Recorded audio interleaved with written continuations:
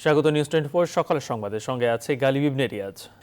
সারা দেশে নানা পথে আসছে মাদক, বদলাচ্ছে এর ধরনও। যদিও আইন শৃঙ্খলা বাহিনী মাদক দমনে কঠোর, তবুও গত 3 বছরের পরিসংখ্যানে দেখা যায় দেশে বেড়েছে এই মরণ নেশার ছোবল। ছাড়িয়ে যাচ্ছে আগের রেকর্ডও। মাদকদ্রব্য নিয়ন্ত্রণ অধিদপ্তরের সাবেক ডিজি বলেন, করোনায় বেড়েছে মাদক প্রবেশ, ব্যবসায়ী ও সেবনকারীর সংখ্যা। অপরাধ বিশেষজ্ঞরা এর কারণ হিসেবে বলছেন বেকারত্ব ও সামাজিক অবক্ষয়। মাসুদ আলাবনীর প্রতিবেদনে বিস্তারিত। মাদক, যার আসক্তি তরুণ সমাজ থেকে শুরু করে সব বয়সীদের জীবন ধ্বংস করে দিচ্ছে, তৈরি করছে সামাজিক অবক্ষয়। সময়ের সাথে সাথে দেশে প্রবেশ করা মাদকের ধরনেও এসেছে পরিবর্তন। আসক্তরা অনেকেই ঝুঁকছেন ডিএমটি, আইস, লাস্ট স্টেজ ড্রাগ, এলএসডির মতো নতুন মাদকে।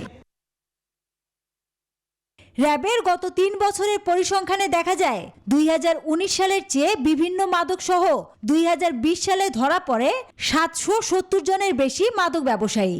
আর 2021 সালে প্রথম 5 মাসে গ্রেফতারের সংখ্যা বেড়ে দাঁড়ায় আগের বছরের চেয়ে 17,159 জন। এছাড়া আগের বছরের চেয়ে 2020 সালে জব্দকৃত এসব মাদকের বাজার মূল্য 123,14,33,057 টাকা বেশি।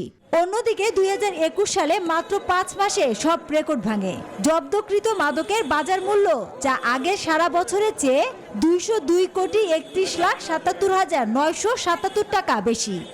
করোনাকালীন সময়ে মাদকের সংগ্রহ, মাদকের পাচার বা মাদক চক্র বা বিভিন্ন যারা মাদক সেবন করছে তাদের হাতে পৌঁছানোর জন্য বিভিন্ন ধরনের মাধ্যম ইউজ করা হয়েছে, তার মধ্যে অনলাইন মাধ্যমটি অন্যতম। বিজিবি সারা দেশে বিভিন্ন মাদকের মধ্যে ফেন্সিডিল ধরে 2019 সালের তুলনায় 2020 সালে 1,15,852 বোতল বেশি। 2021 মে মাস পর্যন্ত জব্দ করে 2,15,426 বোতল। গত 3 বছরের পরিসংখ্যানেও দেখা যায় জব্দকৃত গাঁজার পরিমাণ 2019 সালের চেয়ে প্রতি বছর বাড়ছে। আর ইয়াবা 2020 সালে আগের বছরের চেয়ে 22,30,336 পিস বেশি ধরা পড়ে। অপরদিকে 2021 মাত্র 5 মাসে ধরা পড়ে 56,49,500 পিস ইয়াবা। অপরাধ বিশেষজ্ঞরা বলছেন, সামাজিক অবক্ষয় ও অস্থিরতা বাড়ায় মাদক ব্যবসায়ী ও সেবনকারীর সংখ্যা বাড়ছে। আর মাদকদ্রব্য নিয়ন্ত্রণ অধিদপ্তরের সাবেক ডিজি বলেন, সেবনকারী বাড়ার পাশাপাশি করোনায় মাথাচাড়া দিয়ে উঠেছে অসাধুরাও। এবং নেগেটিভ ইমোশনসগুলো যখনই একটা মানুষের ভিতরে চলে আসে, সে কিন্তু বুঝতে পারে না যে what is the consequence of this act. ট্রেনটা তো অবশ্যই দেখা যাচ্ছে, কারণ মায়ানমারের মতো দেশ হয়তো আমরা না পাইতাম, তাইলে হয়তো এতটা বৃদ্ধি পেত না। সবচেয়ে বেশি দেখেন মায়ানমার থেকে। মাদক দমনে জিরো টলারেন্স নীতিতে কাজ করছে আইন শৃঙ্খলা বাহিনী, তবুও ঠেকানো যাচ্ছে না প্রবেশ। মাসুদ আলাবনী, নিউজ 24, ঢাকা। আরেক ধাপ এগুলো স্বপ্নের পদ্মা সেতু প্রকল্পের কাজ। সবশেষ স্ল্যাব বসানোর মধ্য দিয়ে মাওয়া থেকে জাজিরা পর্যন্ত সড়ক পথের রূপ পেল এই সেতু। এর মাধ্যমে সেতুর 94% কাজ শেষ হয়েছে।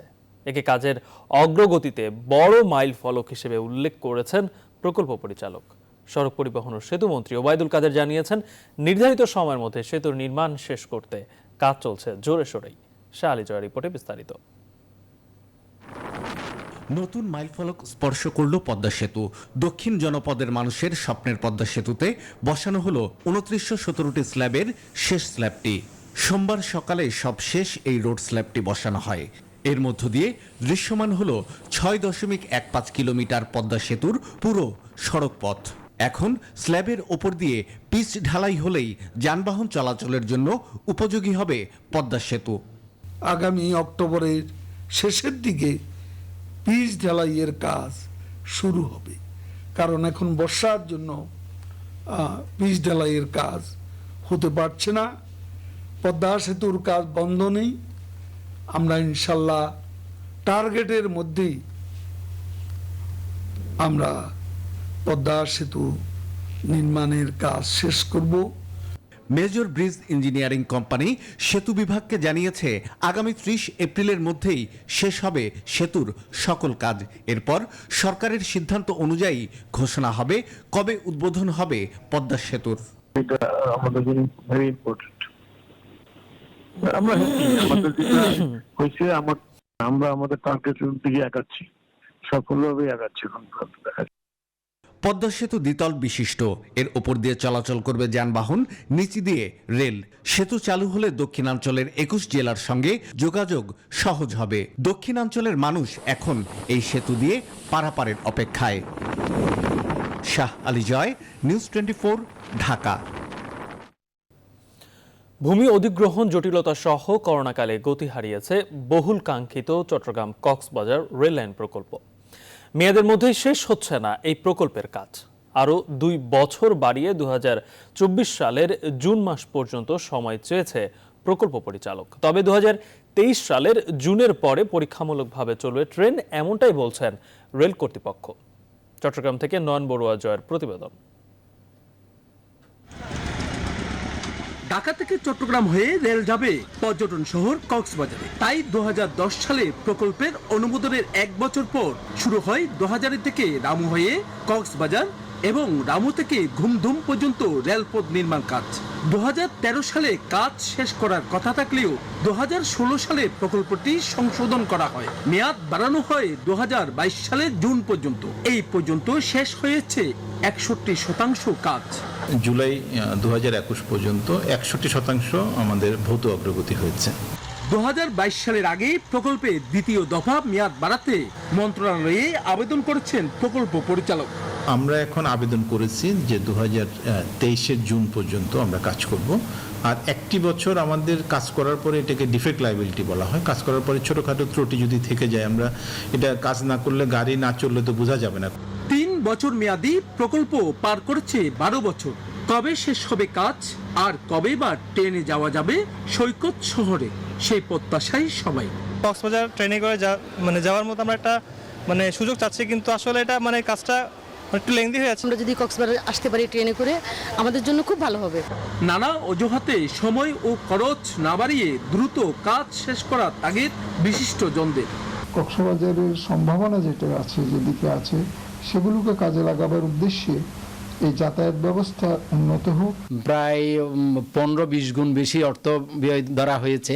তারপরও যদি হয়, মানুষ তো একটা স্বস্তিতে আসা যাওয়া করতে পারবে। রাবু থেকে ঘুমদুম পর্যন্ত 28 কিলোমিটার রেলপথ নির্মাণ নিয়ে চলছে নানা জটিলতা। এই প্রকল্পের খরচ ধরা হয়েছে 18,035 কোটি টাকা। নয়ন বড়ুয়া জয়, নিউজ 24, চট্টগ্রাম। টিকা পেতে যত সংখ্যক নিবন্ধন হচ্ছে, সে পরিমাণে হচ্ছে না টিকা প্রয়োগ। ঢাকা উত্তরের মাত্র 27 কেন্দ্রে টিকার জন্য এরই মধ্যে অপেক্ষমানের তালিকা ছাড়িয়েছে 9 লাখ। টিকা প্রয়োগের গতি বাড়াতে কেন্দ্রগুলোয় বুথ সংখ্যা বৃদ্ধির নির্দেশনা দেওয়া হলেও হাসপাতাল কর্তৃপক্ষ বলছেন এতে করে ব্যাহত হচ্ছে হাসপাতালের স্বাভাবিক কার্যক্রম। রিশাদ হাসান জানাচ্ছেন বিস্তারিত। গণটিকা কার্যক্রম পরিচালনা না করার ঘোষণা এরই মধ্যে দিয়েছে স্বাস্থ্যসেবা বিভাগ। তবে টিকা কেন্দ্রগুলোয় টিকা নিতে আগ্রহীদের চাপ সামাল দেয়া এখন অনেকটাই কঠিন। কুয়েত বাংলাদেশ মৈত্রী হাসপাতালে টিকার জন্য নিবন্ধন করে এখনো অপেক্ষায় 1.5 লাখের বেশি মানুষ। দৈনিক 5,000 করে টিকা দিলেও এই জট খুলতে সময় লাগবে আরও অন্তত 30 কার্যদিবস। একইভাবে রাজধানীর ঢাকা ডেন্টাল কলেজে টিকার জন্য অপেক্ষমান 1 লাখ ছাড়িয়ে নগর মাতৃসদন ব্যবসা ও বক্ষব্যাধিতে 50,000-এর উপর, নাক কান গলা ইনস্টিটিউটে প্রায় 50,000। সব মিলিয়ে ঢাকা উত্তর সিটিতেই টিকার অপেক্ষায় 9 লাখের বেশি। স্বাস্থ্য অধিদপ্তর বলছে এরই মধ্যে কেন্দ্রগুলোতে বুথ বাড়ানো ও উপকেন্দ্র তৈরির জন্য দেয়া হয়েছে নির্দেশনা। প্রতি কেন্দ্রেই যে পরিমাণে আমরা টিকা দেই প্রতিদিন, সেই তুলনায় রেজিস্ট্রেশনের সংখ্যা বেশি। সুতরাং পর্যায়ক্রমে যারা আগে রেজিস্ট্রেশন করেছে এবং যারা অগ্রাধিকার তালিকায় আছে তাদেরকে SMS আগে পাঠানো হয়। পর্যায়ক্রমে যে যখন রেজিস্ট্রেশন করেছে সেভাবে তারা টিকা পাবেন। তবে কেন্দ্রগুলোর জন্য বুথ সংখ্যা বাড়ানোর চেয়ে জনবল সংকটই এখন বড় চ্যালেঞ্জ। সাথে সাধারণ রোগীদের চিকিৎসায় প্রভাব পড়ার শঙ্কা থেকেই যাচ্ছে। আমাদের চ্যালেঞ্জ নিয়ে আমরা কাজ করছি, জনবল যা আছে তাই দিয়ে কিন্তু আমরা কাজ করে যাচ্ছি। কোভিডের পেশেন্টকে আমরা ডিল করছি, সাথে ভ্যাকসিনেশন প্রোগ্রাম সবই কিন্তু আমরা চালাচ্ছি। আমরা এটা পারবো, এটা সম্ভব যদি আমাদের সাপ্লাই চেইন ঠিক থাকে এবং জনবলটা যদি আমরা আমাদের প্রয়োজন মতো আমরা জনবলটা পাই। টিকা থাকলেও দেশব্যাপী টিকা নেয়ার জন্য নিবন্ধনের এই দীর্ঘ জট কি করে খুলবে স্বাস্থ্যসেবা বিভাগ, সে প্রশ্ন এখনো থেকেই যাচ্ছে। রিশাদ হাসান, নিউজ 24, ঢাকা। ডেঙ্গু চিকিৎসার জন্য রাজধানীতে 5টি আর গাজীপুরে একটি হাসপাতালকে বিশেষায়িত হিসেবে ঘোষণা করেছে স্বাস্থ্য অধিদপ্তর। ক্রমাগত ডেঙ্গু পরিস্থিতির অবনতি হওয়ায় এমন সিদ্ধান্ত নেওয়া হয়েছে। তবে বিশেষজ্ঞরা বলছেন, বছরব্যাপী মশক নিধন কর্মসূচি গ্রহণ না করায় প্রতি বছর জুলাই থেকে সেপ্টেম্বরে বড় ধরনের স্বাস্থ্য ঝুঁকিতে পড়ে মানুষ। আরফিন শাকিল জানাচ্ছেন বিস্তারিত। 2019 সালের পর 2021 সালে দেশে ভয়াবহ পরিস্থিতি তৈরি করেছে ডেঙ্গু। প্রতিদিনই রেকর্ড সংখ্যক রোগী ভর্তি হচ্ছেন হাসপাতালে। রোববার একদিনে রোগী ভর্তির সংখ্যা ছিল 300-এর কাছাকাছি। চলতি বছর এখন পর্যন্ত ডেঙ্গুতে আক্রান্ত হয়ে মৃত্যুবরণ করেছেন 36 জন। বিভিন্ন হাসপাতালে ডেঙ্গু ইউনিটে আসন সংখ্যা সীমিত থাকায় ভোগান্তিতে পড়ছে মানুষ। সেই সমস্যা সমাধানে রাজধানীর 5টি আর গাজীপুরের একটি হাসপাতালকে ডেঙ্গু চিকিৎসার জন্য নির্ধারণ করে দিয়েছে স্বাস্থ্য অধিদপ্তর। রাজধানীর হাসপাতালগুলোর মধ্যে রয়েছে পুরান ঢাকার স্যার সলিমুল্লাহ মেডিকেল কলেজ, কমলাপুরের রেলওয়ে হাসপাতাল, মিরপুরের লালকুঠি, আমিনবাজারের 200 শয্যা আর কামরাঙ্গীরচরের 31 শয্যা বিশিষ্ট হাসপাতাল। এছাড়া অন্যান্য সরকারি হাসপাতালে ডেঙ্গু ইউনিটের কার্যক্রমও অব্যাহত থাকবে। যেই মৃত্যুগুলো হয়েছে এই মৃত্যুগুলোকে আমরা মনে করি যে অনেকখানি আমরা কমিয়ে আনতে পারি আমাদের সচেতনতার মধ্য দিয়ে এবং অবশ্যই আমাদের সক্রিয় অংশগ্রহণের মধ্য দিয়ে। ডেঙ্গু নিয়ন্ত্রণে ঢাকা 2 সিটি কর্পোরেশন নানামুখী কার্যক্রম শুরু করেছে। যদিও বিশেষজ্ঞরা বলছেন, অনেক দেরি হয় এমন উদ্যোগ খুব একটা কাজে আসবে না। রিপোর্টিং যেটি পাচ্ছেন তার চেয়ে অনেক বেশি ডেঙ্গু রোগীর সংখ্যা, এবং আমরা জুন মাস থেকেই বলছি যে এডিস মশার ঘনত্ব এবার ঢাকা শহরে বেশি আছে এবং ডেঙ্গু রোগ বেশি হবে। যখনই বৃষ্টিপাত বেড়ে যায়, উপযুক্ত তাপমাত্রা পায়, তখন এডিস মশার ঘনত্ব বেড়ে যায়। কারণ ঢাকা শহরের বিভিন্ন আনাচে কানাচে পড়ে থাকা যে পাত্রগুলো আছে সেই পাত্রগুলোতে পানি জমা হয় এবং এডিস মশার প্রজনন এবং বিস্তারটা শুরু হয়। আমাদের দেশে ডেঙ্গু দেখা দেওয়ার পরেই মশা নির্মূল অভিযানটি শুরু করা হয় এবং অনেক তোড়জোড়ও করা হয়। কিন্তু যেহেতু ডেঙ্গু ছড়িয়ে পড়েছে, এ কারণেই কিন্তু এইসব অভিযানে দ্রুত তেমন ফল আসছে না। বছরের শুরু থেকেই মশা নির্মূল অভিযান এটি জারি রাখতে হবে এবং এই ক্ষেত্রে কোনো শৈথিল্য দেখানো যাবে না। এবছর ডেঙ্গুতে সবচেয়ে বেশি আক্রান্ত হচ্ছে 1 থেকে 10 বছর বয়সী শিশুরা। ডেঙ্গু আক্রান্তের হার গেলবারের তুলনায় 60 গুণ বেশি। পুরো পৃথিবীতে কীটপতঙ্গের আক্রমণে প্রতি বছর যত মানুষ মারা যান, তাদের মধ্যে মশাবাহিত রোগে মারা যান সর্বোচ্চ সংখ্যক। আরফিন শাকিল, নিউজ 24, ঢাকা। জাপানি 2 শিশুকে আগামী 31 আগস্ট পর্যন্ত তেজগাঁওয়ের ভিকটিম সাপোর্ট সেন্টারে উন্নত পরিবেশে রাখার নির্দেশ দিয়েছেন হাইকোর্ট। সোমবার বিচারপতি এম এনায়েতুর রহিম ও বিচারপতি মোহাম্মদ মুস্তাফিজুর রহমানের হাইকোর্ট বেঞ্চ এ আদেশ দেন। এই সময়ের মধ্যে প্রতিদিন সকাল 8টা থেকে দুপুর 1টা পর্যন্ত জাপানি মা এবং বিকেল 3টা থেকে রাত 8টা পর্যন্ত বাংলাদেশি বাবা শিশুদের সঙ্গে সময় কাটাতে পারবেন। 2 শিশু কার কাছে কোথায় থাকবেন সে বিষয়ে পরবর্তী শুনানি 31 আগস্ট। বিস্তারিত হাবিবুল ইসলাম হাবিবের রিপোর্টে। 2 সন্তানকে নিজের জিম্মায় নিতে মা ডাক্তার নাকানো এরিকো সুদূর জাপান থেকে এসে হাইকোর্টে রিট আবেদন করেন। রিটের শুনানি নিয়ে গেল 19 আগস্ট 2 শিশু জেসমিন মালিকা ও লাইলা লিনা এবং তাদের বাবা শরীফ ইমরানকে 1 মাসের জন্য দেশ ত্যাগে নিষেধাজ্ঞা দেন হাইকোর্ট। একই সঙ্গে 2 শিশুকে আগামী 31 আগস্ট আদালতে হাজির করার নির্দেশ দেওয়া হয়। রোববার 10 ও 11 বছর বয়সী 2 মেয়েকে সিআইডি হেফাজতে নিলে সোমবার তা আদালতের নজরে আনেন আইনজীবীরা।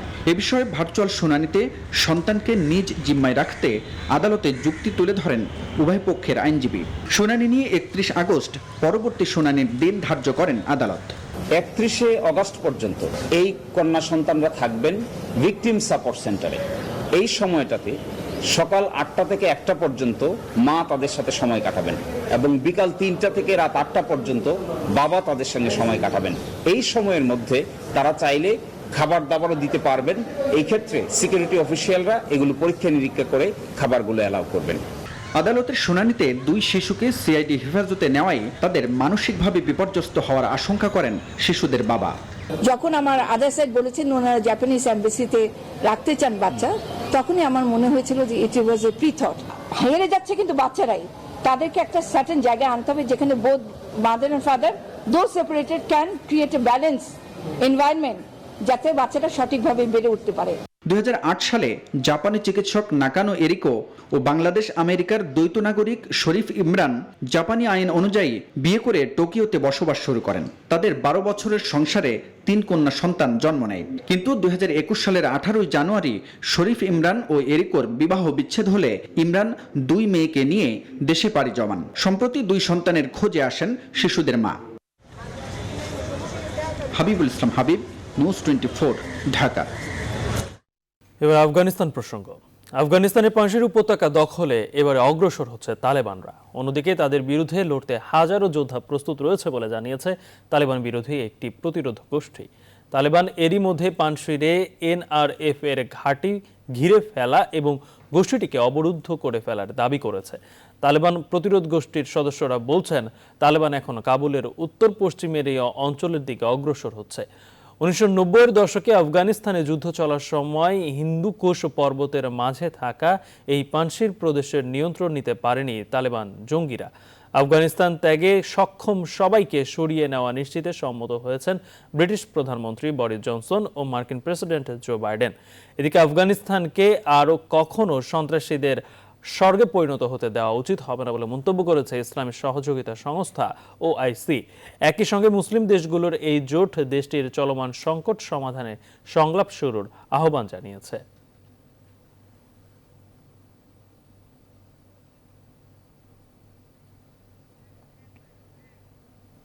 সকলের সংবাদে নিচ্ছে একটি বিরতির সঙ্গেই থাকুন। বিরতির পর আবারও স্বাগত। আপনারা দেখছেন নিউজ 24 সকালের সংবাদ। বরিশালের ঘটনায় সিভিল অ্যাডমিনিস্ট্রেটিভ সার্ভিস অ্যাসোসিয়েশনের বিবৃতি সঠিক ছিল না।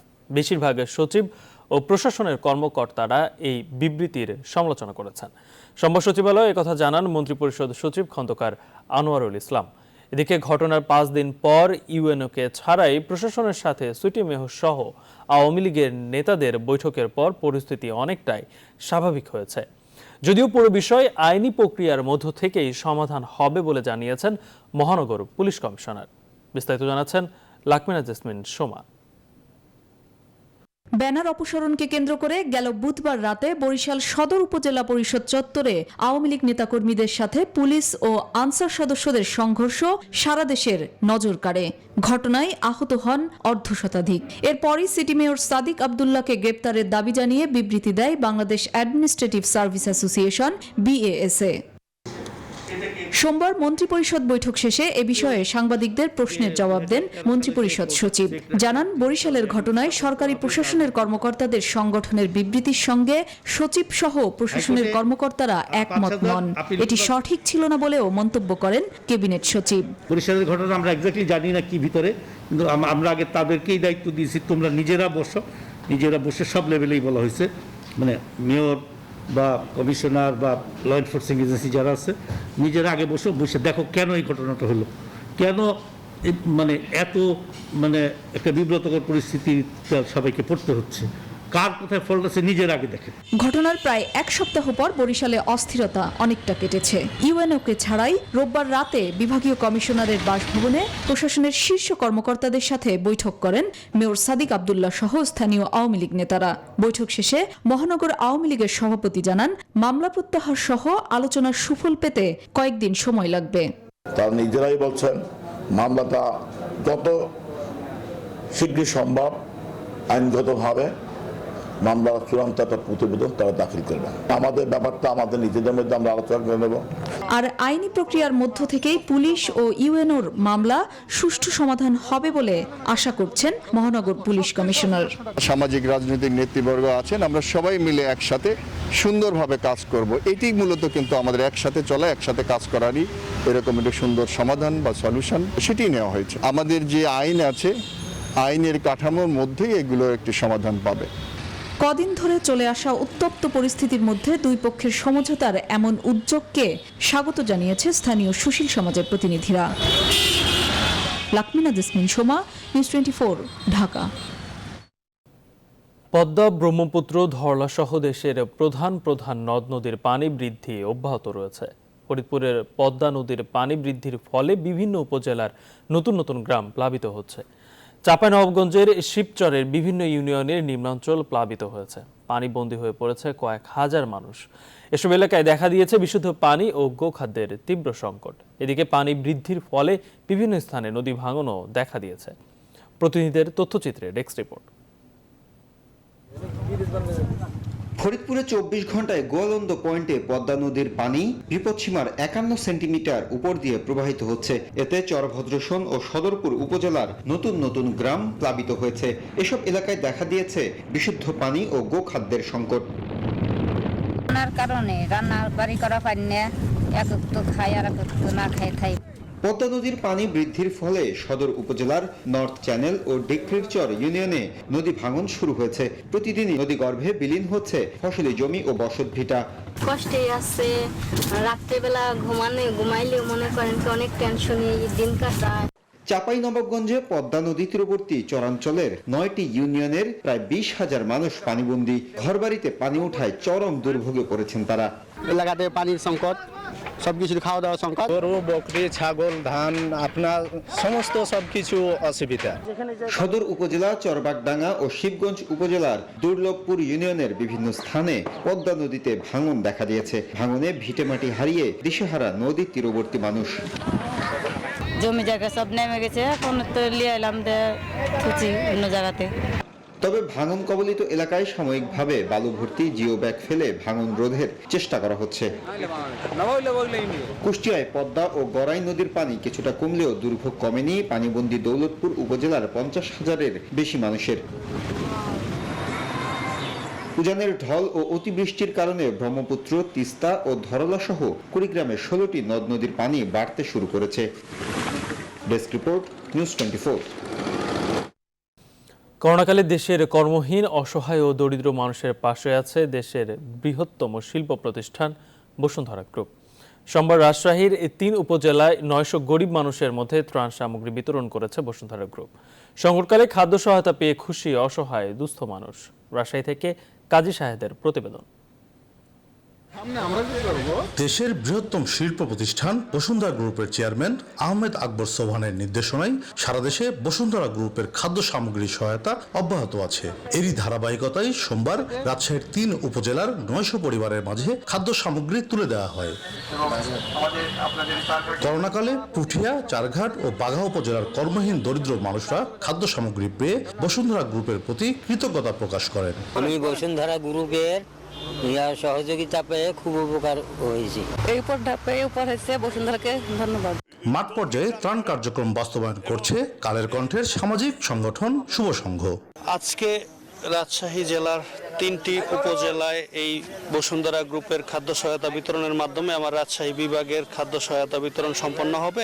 দেশ ও দেশের মানুষের দুঃসময়ে বসুন্ধরা গ্রুপ কর্মহীন মানুষের পাশে দাঁড়ানোয় প্রশংসা করেন স্থানীয় জনপ্রতিনিধিরা।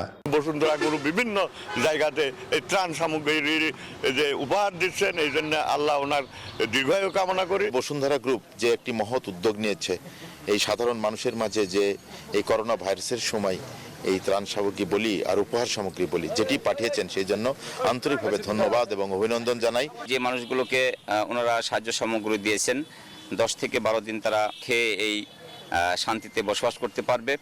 এই জন্য আমি আমার চারঘাট পৌরবাসীর পক্ষ থেকে আন্তরিক ধন্যবাদ এবং কৃতজ্ঞতা জ্ঞাপন করছি।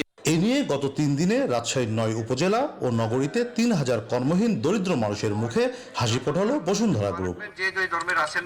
কাজী সাহেদ, নিউজ 24, রাজশাহী। এবারে কৃষি সংবাদ।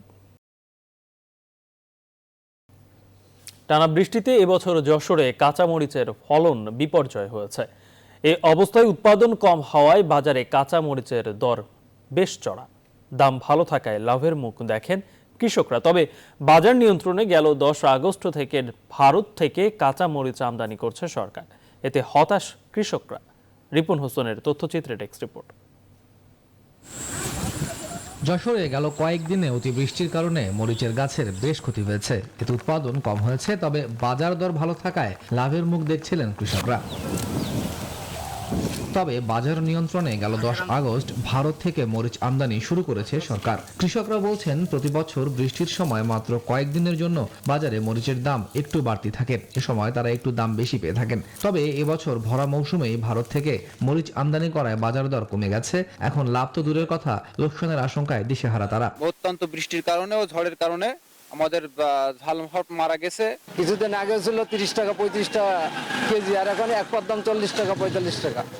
আমদানি করা মরিচ নিয়ে কৃষক হতাশ হলেও বাজারে এর কোনো প্রভাব পড়বে না বলে মনে করেন কৃষি কর্মকর্তারা। এই ঘাটতিটা প্লাস ভারত থেকে আমদানি সবকিছু মিলে পরিবহন খরচ দিয়ে বেশ ভালো একটু দাম বেড়েছে, যা এখনো খুচরা পর্যায়ে 140, 50, 60 টাকা এবং 200 টাকাও হয়ে গিয়েছিল, এখন আবার একটু কমেছে। কৃষি বিভাগের হিসেবে যশোর জেলায় চলতি মৌসুমে 655 হেক্টর জমিতে নানা জাতের মরিচ চাষ হয়েছে। Desk report, news 24। হাটে বাজারে চাহিদা বাড়ায় বগুড়ায় করলা চাষে আগ্রহ বেড়েছে কৃষকের।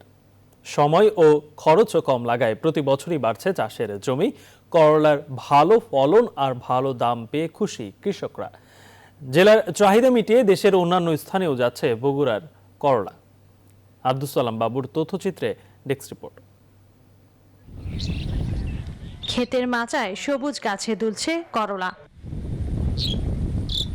প্রতিদিনই সেই করলা হাটে বাজারে নিয়ে যাচ্ছে চাষিরা। বগুড়ার সদর, শিবগঞ্জ, সোনাতলা, গাবতলী সহ বিভিন্ন উপজেলায় স্থানীয় উন্নত জাত সহ বিভিন্ন জাতের করলার উৎপাদন হয়ে থাকে।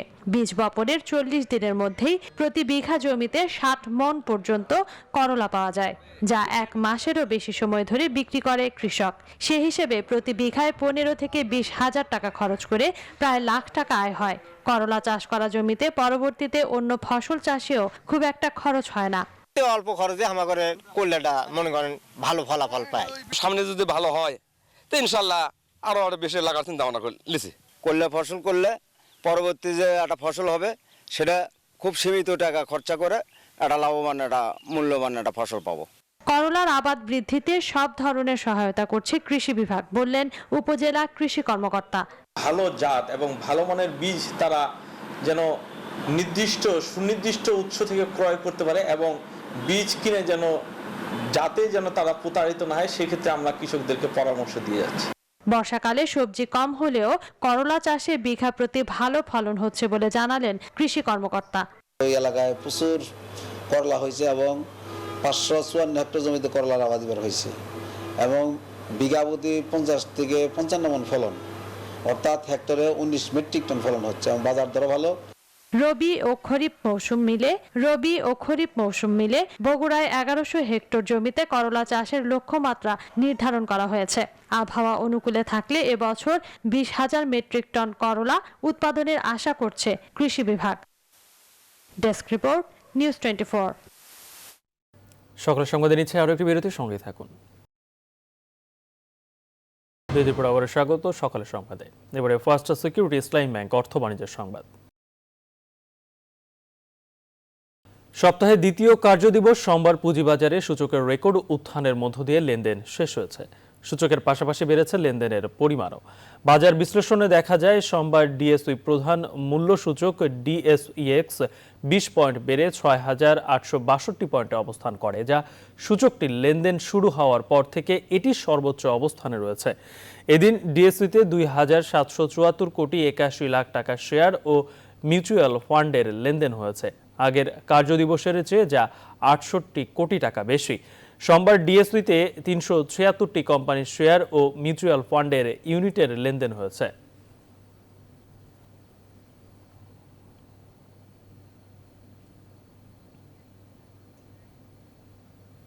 আবার আন্তর্জাতিক প্রসঙ্গ। ফিলিস্তিনের গাজা উপত্যকায় হামাসকে লক্ষ্য করে বোমা হামলা চালিয়েছে ইসরায়েলি যুদ্ধ বিমান।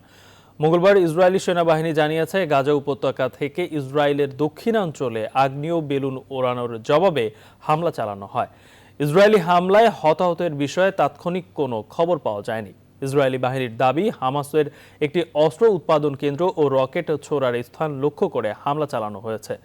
গাজা উপত্যকার 4টি ভবনে ইসরায়েলি বিমান হামলা যুদ্ধ অপরাধ হয়ে থাকতে পারে বলে জানিয়েছে যুক্তরাষ্ট্র ভিত্তিক মানবাধিকার গ্রুপ হিউম্যান রাইটস ওয়াচ। গেল মে মাসে সংঘাতের সময় এসব ভবন ধ্বংস হয়।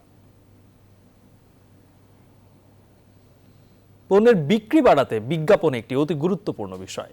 যত বেশি মানুষকে জানানো হবে তত বেশি বিক্রি হবে। আর এ কারণেই টেলিভিশন, পত্রিকা সহ রাস্তায় রাস্তায় বিলবোর্ডে নানা ধরনের বিজ্ঞাপন চোখে পড়ে। তবে এবার প্রযুক্তির উৎকর্ষতায় আকাশেও বিভিন্ন পণ্যের বিজ্ঞাপন প্রচারের উদ্যোগ নেওয়া হয়েছে। অচিরেই পৃথিবীর মানুষ মহাকাশে প্রচারিত বিজ্ঞাপন দেখতে পাবে বলে আশা করা যাচ্ছে। বিস্তারিত নাহিদ জাহানের ডেস্ক রিপোর্টে। বিশ্বের বিভিন্ন শহর বিজ্ঞাপনের বিলবোর্ডের দখলে। একাধিক ব্র্যান্ডের আত্মপ্রকাশের ফলে জায়গা সংকটও দেখা দিয়েছে। ফলে অনেকেই ভার্চুয়াল বিলবোর্ডে ঝুঁকছে। কিন্তু এবার মহাকাশচারী ও ধনকুবেরদের পর এবার মহাকাশের কক্ষপথে জায়গা করতে যাচ্ছে বিজ্ঞাপনী বিলবোর্ড। শিগগিরই ক্রিপ্টোকারেন্সি দিয়ে এই বিলবোর্ড কেনাও যাবে। কানাডার গবেষণা প্রতিষ্ঠান জিওমেট্রিক এনার্জি কর্পোরেশন জিইসি এর সঙ্গে যৌথভাবে একটি স্যাটেলাইট নির্মাণ করছে অ্যালন মাস্কের কোম্পানি স্পেস এক্স। কিউবস্যাট নামের এমন স্যাটেলাইট মহাকাশ গবেষণায় এতদিন ব্যবহৃত হয়েছে। এই স্যাটেলাইটের এক পাশে পিক্সেলেটেড স্ক্রিন থাকবে, যেখানে বিজ্ঞাপন, লোগো ও শিল্প প্রদর্শন করা হবে। স্পেস এক্স এর ফ্যালকন 9 রকেটে চড়ে কক্ষপথে যাবে কিউবস্যাট। চাঁদে পৌঁছার আগে কক্ষপথে স্যাটেলাইটটিকে রেখে যাবে ফ্যালকন 9। কক্ষপথে পৌঁছার পর কিউবস্যাটে সংযুক্ত সেলফি স্টিক পুরো ডিসপ্লে স্ক্রিন রেকর্ড করবে। এই ফুটেজ ইউটিউব বা টুইটারে সরাসরি প্রচারিত হবে। 2022 সালের শুরুতে উৎক্ষেপণের জন্য কিউবস্যাটের সূচি নির্ধারণ করা হয়েছে। নাহিদ জাহান, নিউজ 24। সংবাদে নিচ্ছে আরো একটি বিরতি, সঙ্গেই থাকুন। বিরতির পরে আবারও স্বাগত। আপনারা দেখছেন নিউজ 24 সকালের সংবাদ। এবারে বসুন্ধরা কিংসের সৌজন্যে এএফসি কাপের খবর। এএফসি কাপে ডি গ্রুপে নিজেদের তৃতীয় ও শেষ ম্যাচে আজ মুখোমুখি হবে বসুন্ধরা কিংস ও এটিকে মোহনবাগান। নকআউট পর্ব নিশ্চিত করতে এই ম্যাচে জয় চায় বসুন্ধরা কিংসের। কোচ অস্কার ব্রুজন জানিয়েছেন, সুযোগ কাজে লাগাতে পারলে জয় সম্ভব। অন্যদিকে মোহনবাগান কোচ অ্যান্তোনিও লোপেজও জয়ের ব্যাপারে আশাবাদী, তবে সতর্ক বসুন্ধরার সাম্প্রতিক পারফরম্যান্সে। মালদ্বীপ থেকে বিস্তারিত জানাচ্ছেন পার্থ বণিক। এএফসি কাপে ডি গ্রুপে 4 দলের লড়াই এখন রূপ নিয়েছে 2 দলের, যেখানে নকআউট পর্বের জন্য মুখোমুখি বসুন্ধরা কিংস ও এটিকে মোহনবাগান। এএফসি কাপ যাত্রা অব্যাহত রাখতে মোহনবাগানের যেখানে দরকার ড্র, সেখানে জয় চাই বসুন্ধরা কিংসের। 2019-এ ঠিক বসুন্ধরার অবস্থানে ছিল আবাহনী। জোনাল সেমিফাইনালে যাবার জন্য মিনার্ভা পাঞ্জাবের বিপক্ষে তাদের জিততেই হতো। ভারতের গুয়াহাটিতে সেবার পাঞ্জাবকে হারিয়েই নকআউট পর্বে পা রেখেছিল আকাশী নীলরা। 2 বছর বাদে ইতিহাসের পুনরাবৃত্তির দ্বারপ্রান্তে এখন বসুন্ধরা কিংস। এবছর বাংলাদেশ প্রিমিয়ার লিগে 21 ম্যাচে মাত্র একটিতে হারের স্বাদ পেয়েছে বসুন্ধরা। দলের কোচ অস্কার ব্রুজনের বিশ্বাস, ঘরের ফর্ম বিদেশে অব্যাহত রেখে জয় ছিনিয়ে আনবে তার দল। আমার মনে হয় শক্তির দিক থেকে 2 দল সমান। 2 ক্লাবের সামনেই পরের রাউন্ডে যাবার সুযোগ রয়েছে। আমরা যদি পরিকল্পনা মতো খেলি ও সুযোগ কাজে লাগাতে পারি, তাহলে 3 পয়েন্ট পাওয়া খুব কঠিন হবে না। মাঝিয়ার বিপক্ষে 2-0 গোলে জয়ের পর বেঙ্গালুরুর সাথে গোলশূন্য ড্র। অন্যদিকে মোহনবাগানের আছে দুটোতেই জয়। ম্যাচের আগে সুবিধাজনক অবস্থানে থেকেও নিশ্চিন্ত হতে পারছেন না কোচ আন্তোনিও লোপেজ। আমরা ওদের চিনি, খুব ভালো একটা দল, বাংলাদেশ চ্যাম্পিয়ন ওরা। ওদের প্রতি আমাদের পূর্ণ শ্রদ্ধা আছে। ম্যাচে কোনো গোল না খাওয়া আমাদের লক্ষ্য থাকবে। তাই বলে যে আক্রমণ হবে না তা কিন্তু নয়। খেলায় আমাদের ভারসাম্য বজায় রাখতে হবে।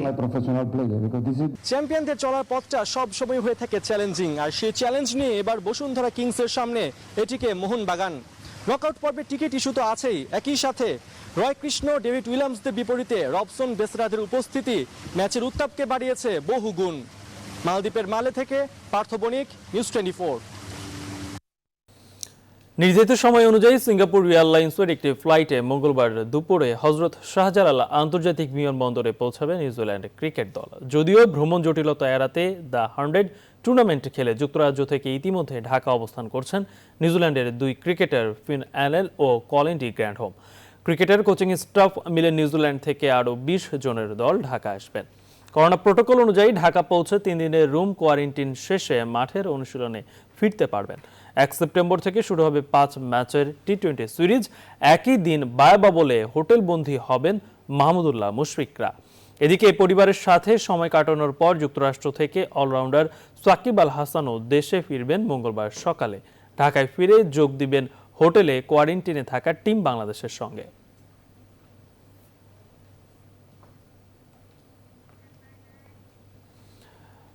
প্রায় 2 মাস বন্ধ থাকার পর লকডাউনের নিষেধাজ্ঞা কাটিয়ে সিনেমা হল খুললেও প্রদর্শিত হচ্ছে পুরনো সিনেমা।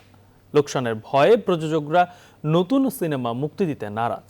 বাংলাদেশ চলচ্চিত্র প্রদর্শক সমিতির নেতারা বলছেন, ভালো মানের নতুন সিনেমা মুক্তি না পেলে সারা দেশের হল সংখ্যা কমে 50-এর নিচে নামবে। এমন বাস্তবতায় বাংলা সিনেমার হারানো ঐতিহ্যকে ফিরিয়ে আনতে সরকারের সুনজরের বিকল্প নেই বলে মনে করেন চলচ্চিত্র সংশ্লিষ্টরা। বিস্তারিত জানাচ্ছেন ফাতেমা কাউসার।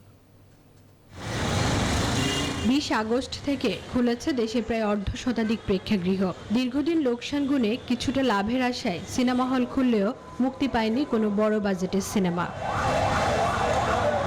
সিনেমাজ অ্যাপসে মুক্তি পাওয়া আগস্ট 1975 বেশ কয়েকটি হলে চলছে, তবে বেশিরভাগ হলেই চলছে পুরাতন সিনেমা। আগে তো আমরা বুকিং খুলার দেরি হইলে মানুষ তো গালাগালি করতো, বুকিং পিটাইতো। এখন আমরা বুকিং খুলে আমরা নিজে পিটাই, মানুষের ডাক দিই। এখন নায়কের ছবির কাছে খালি গান আর গান, কোনো ছবির মতন কাহিনী নাই, কোনো কিছু নাই। না, আগের ছবির মতো আর তো এখন ছবি হয় না। খরচ তো উঠছে না।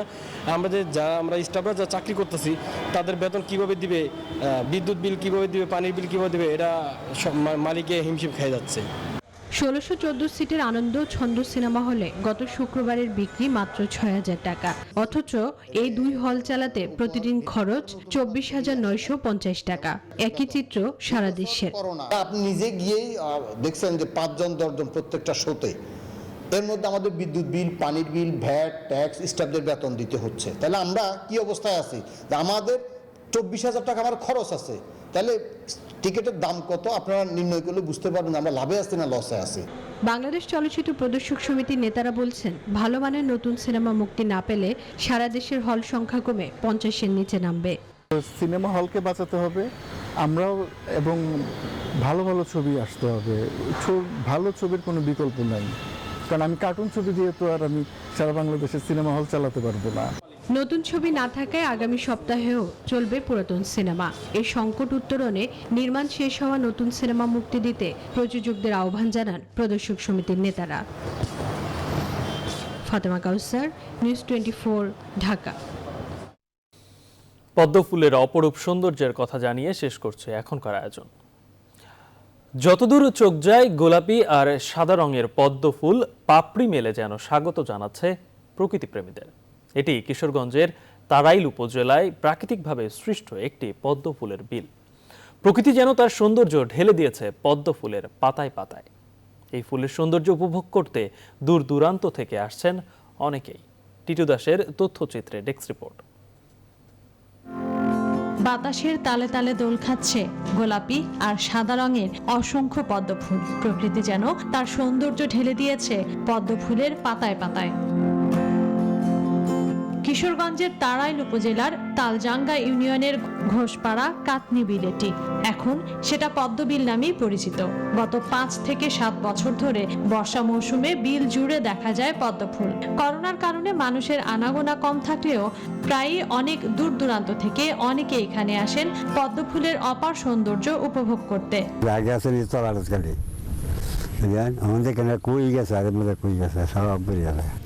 অনেক জায়গা থেকে মানুষ মানে কিশোরগঞ্জ থেকে আইতাছে, ঢাকা থেকে, বরফ থেকে মানুষ আইতাছে, ফুল নিতেছে, দেখতাছে, এরকম ধরনের বহুত কিছু আগে। কিশোরগঞ্জ জেলার জলাভূমিতে এমন পদ্মফুল ছড়িয়ে দিতে উদ্যোগ নেওয়ার কথা জানালেন কিশোরগঞ্জ কৃষি সম্প্রসারণ অধিদপ্তরের উপপরিচালক। জেলার সমস্ত জলাভূমি অঞ্চলগুলিতে ছড়িয়ে দেওয়া যায় সেভাবে আমাদের প্রচেষ্টা অব্যাহত থাকবে। আমরা এই ব্যাপারে পদ্মফুল গবেষকদের সাথে পরামর্শ নিয়ে প্রয়োজনীয় প্রযুক্তি আমরা গ্রহণ করব এবং কৃষকদের মধ্যে ছড়িয়ে দেওয়া। বর্ষাকাল ও শরৎকালে ফোটা এসব পদ্মফুল আরো বেশি মানুষকে আকৃষ্ট করবে এমনটাই মনে করেন স্থানীয়রা। Desk report, news 24। এই ছিল সকালের সংবাদের আজকের আয়োজন। এতক্ষণ সঙ্গে থাকে ধন্যবাদ সবাইকে।